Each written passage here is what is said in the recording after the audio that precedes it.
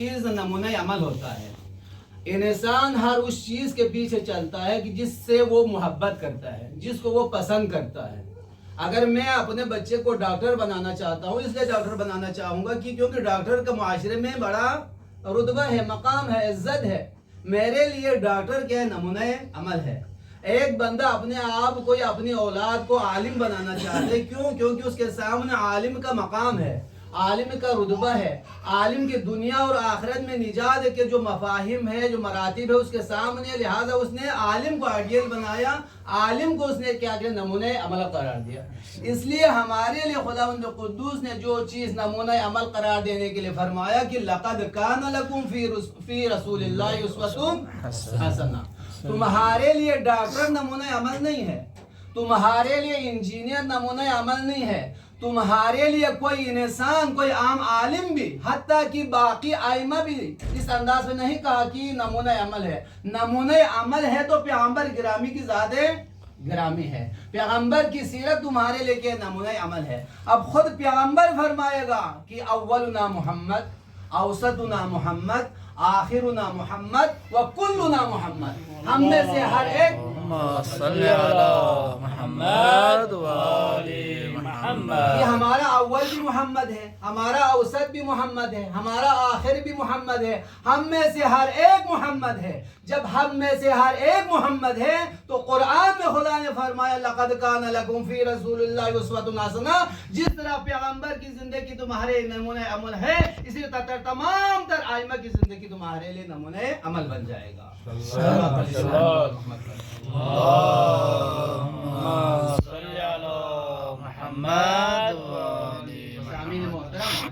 پیغمبر کی زندگی ہمارے لیے نمونہ عمل ہے. اب ہمیں یہ چاہیے کہ پیغمبر کی زندگی میں کون کون سی چیز ہے کہ جو ہمارے نمونہ عمل بن سکتا ہے. پیغمبر کی زندگی میں سب سے پہلی چیز امانت ہے. امانت ایک ایسی چیز ہے کہ جس میں مسلمان غیر مسلم کا کوئی فرق نہیں رہتا. مسلمان کو بھی چاہے امین بنے, غیر مسلم کو بھی چاہے امین بنے. پیغمبر کے بارے میں کفار نے بھی یہی کہا کہ پیغمبر کیا ہے؟ امین ہے.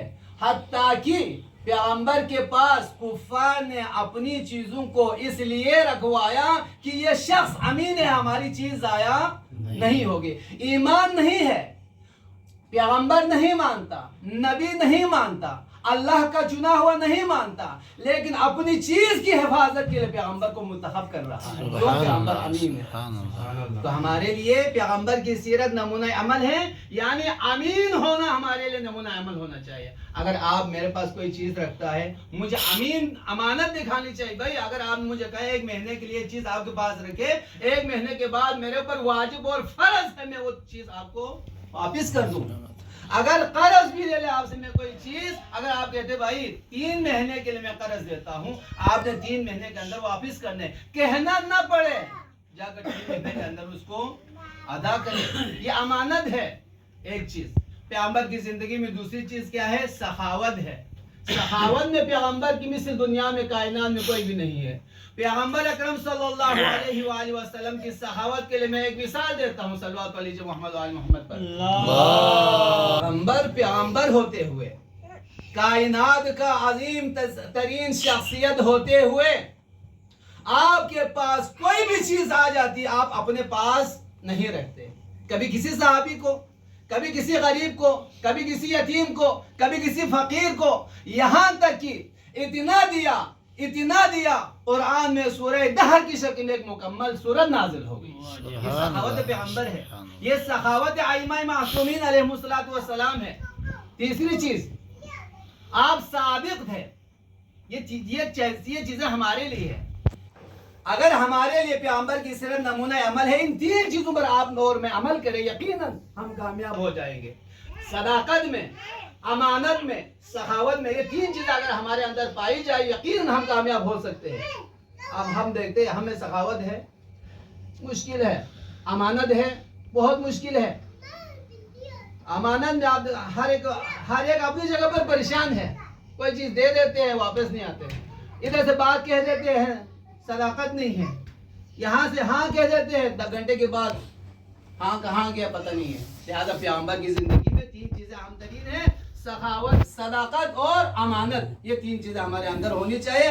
अगर हमारे अंदर हो तो पैगंबर की सीरत हमारे सामने, हम पैगंबर की सीरत पर अमल कर रहा है, यानी हम उस हुक्म पर अमल कर रहे हैं कि जिसमें खुदा कुद्दूस ने पैगंबर के लिए फरमाया कि पैगंबर की जिंदगी तुम्हारे लिए क्या है, नमूने अमल है। सल्लल्लाहु अलैहि वसल्लम।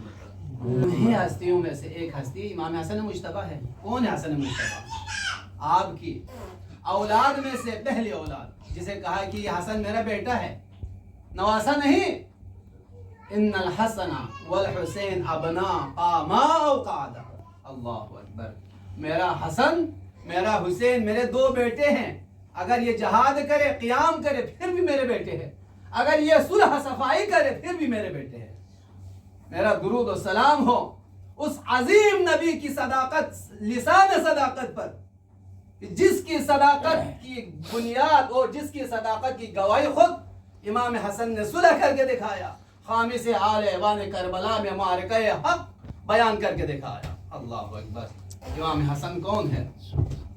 इमाम हसन वो हस्ती है, मुख्तसरन और तकाज़ा भी नहीं है। इमाम हसन के बारे में सुन्नी आलिम है इब्न असाकिर बयान फरमाते हैं कि हसन मुज्तबा कौन है। फरमाते हसन मुज्तबा वो सखी तरीन इमाम है, वो सखी तरीन शख्सियत है, वो सखी तरीन हादी है कि जिसने अपनी जिंदगी में तमाम तर अमवाल को 2 मरतबा राह खुदा में खर्च कर दिया। अल्लाह क़ासम अमवालहु फी तरीक़िल्लाह मर्रतैन। इन्नल हसन अल मुज्तबा अलैहि सलाम क़ासम अमवालहु फी तरीक़िल्लाह तआला मर्रतैन। ये सुन्नी आलिम कह रहे हैं कि हसन मुज्तबा वो इमाम है, वो हादी है, क्योंकि वो भी मानते हैं इमाम हसन मुज्तबा को, खलीफा सादिस तकरीबन वो मानते हैं। वो फरमाते हैं हसन मुज्तबा वो इमाम है कि जिसने अपने अमवाल को राह खुदा में जिंदगी में 2 मरतबा मुकम्मल तकसीम कर दिया। कहते हैं यहाँ तक कि अगर 2 जूते थे तो एक जूते को अल्लाह के राह में तकसीम कर दिया, एक जूता अपने पास रखा। एक मरतबा अमवाल को इस तरह तकसीम कर दिया कि भाई घर में कोई चीज बाकी नहीं, सिर्फ एक घोड़ा है, सवारी है जिस पर आपने सवार होना है। एक सवाली आया, फकीर था, उसने सवाल कर दिया। सवाल नहीं किया, बल्कि यूं है रिवायत में, सवाल नहीं किया बल्कि उसकी हालत ऐसी थी कि वो थका हुआ था, लग रहा था उसके पास सवारी नहीं है। तो इमाम हसन मुज्तबा ने सवाल किया, तुम्हारे पास कोई सवारी नहीं है? उसने अपनी फकारत दिखाया, मतलब मौला मेरे पास कहाँ सवारी, मैं गरीब बंदा हूँ। तो मौला इमाम हसन मुज्तबा ने जो एक सवारी थी, आजकल के माहौल में देखा जाए तो बहुत अहम तरीन चीज है, सवारी न हो तो आगे पीछे, क्योंकि एक वक्त का इमाम है, वक्त के इमाम के लिए सवारी जरूरी है। लेकिन इमाम अलैहिस्सलाम ने वो सवारी भी उस फकीर को इनायत कर दिया। सुभान अल्लाह।